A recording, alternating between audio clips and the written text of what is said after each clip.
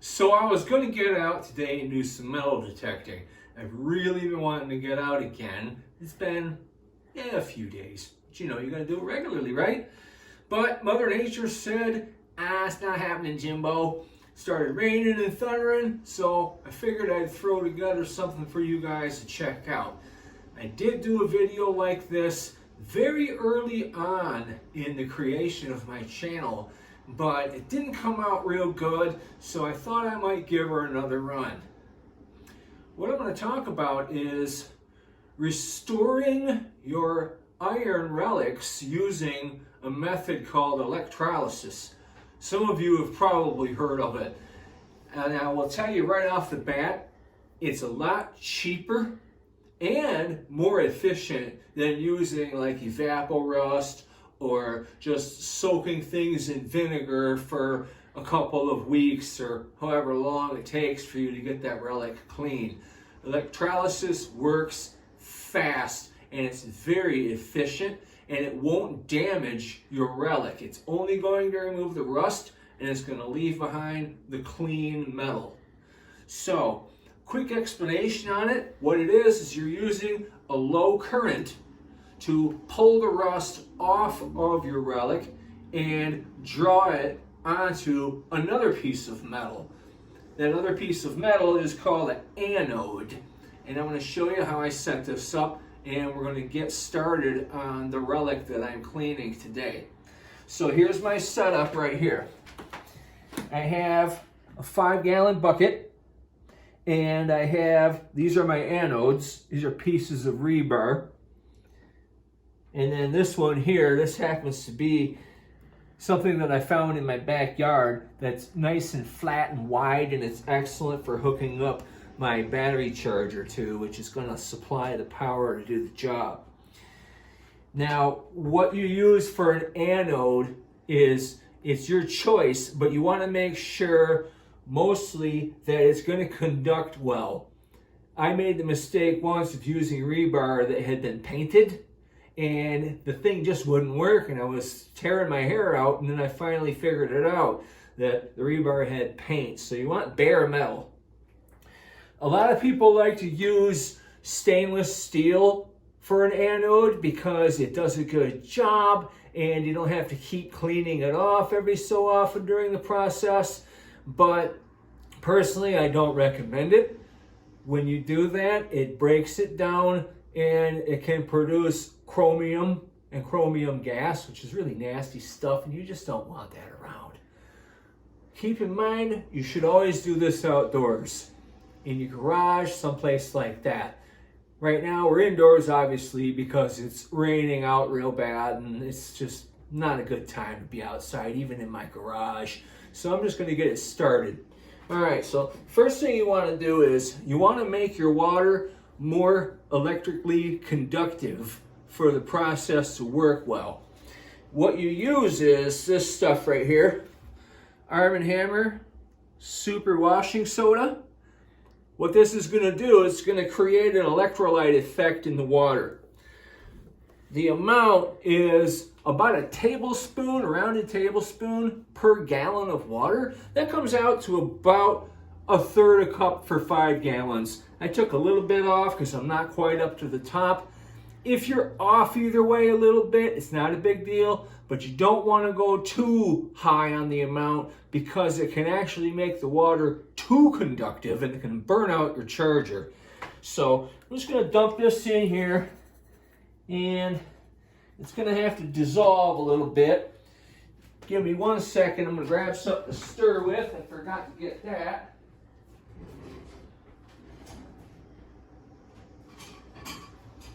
And Nicole won't mind if I use one of her good spoons to stir up my bucket here. She won't mind one bit. Alright, so we'll stir up.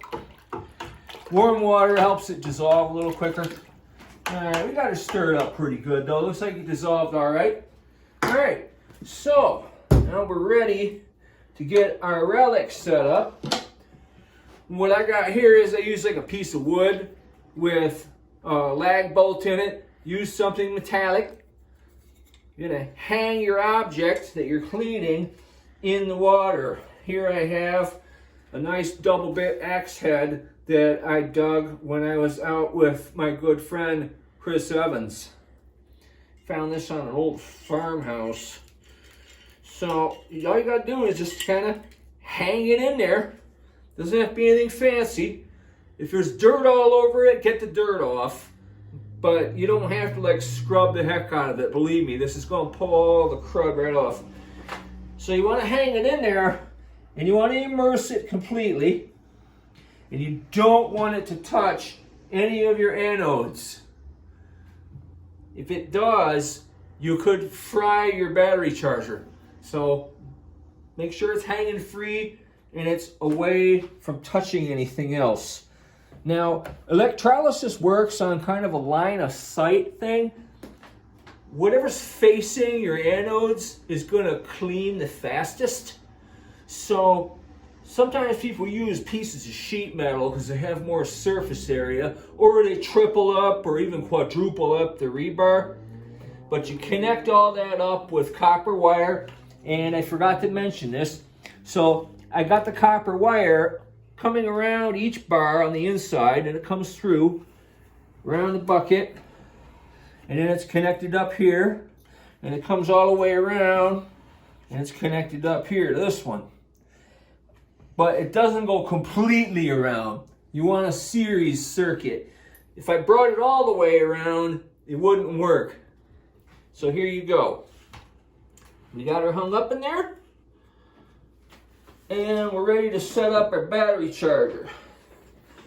For a battery charger, you're going to want to find an old school one, because the modern ones have an automatic shut off. It will sense that it's not actually hooked up to a car battery, and it'll shut itself off. These old school ones, you can find them, they're around. You might have to hunt around for them. Hit the estate sales, the garage sales. Maybe ask a family member of yours that's tinkered with cars, prior to, the 1990s, if they have a battery charger sitting around. Antique stores. I got this off of a garage sale myself. So what you want to do is, you want to hook your positive lead, your red, onto one of your anodes. And you can see I use this nice tall one, it works out great. And then your negative, or your black lead, you're going to hook that up to your part. In this case, it's going to go right on that lag bolt with the wire around it. And then you're going to plug her in. Here goes nothing. Okay, now I have this set on the 2 amp rate. That's the slow rate. And what you should see, and it's already happening, bring that on over here. You're going to see all kinds of bubbling, almost like carbonated soda happening right there.